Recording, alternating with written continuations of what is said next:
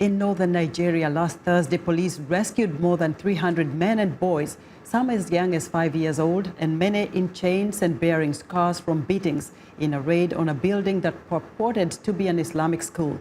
Some of the children came from neighboring countries, Burkina Faso, Mali, and Ghana, while others had been dropped off by their parents.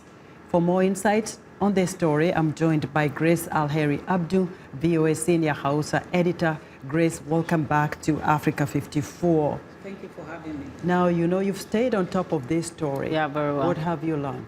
Well, even this morning, Esther, I spoke with the Commissioner of Women Affairs, Hajia Hafsat Baba, to find out what the situation is regarding these children. Unfortunately, you know, I would say unfortunately, because when we first interviewed them, as the story broke, he told us that they are going to keep the children and they are going to conduct a thorough investigation to find out how they got there, what treatment they were receiving, and get as much information as possible, if possible, to prosecute anybody that they found they are able to see that, you know, has anything to do with making these children suffer. But unfortunately, as at this morning, she told us that none of the children is under their custody.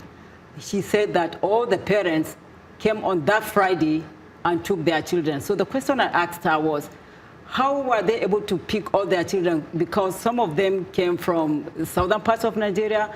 There was one particular boy that we interviewed who is just 7 years old, who told us that he came from Onitsha. If you know Nigeria, it's a whole day journey from Kaduna to Onitsha. And if that story broke in the evening of Thursday, on Friday you said you are going to look for the parents and just get information, and then by Saturday, none of those children are under your custody. So that leaves so many questions, you know.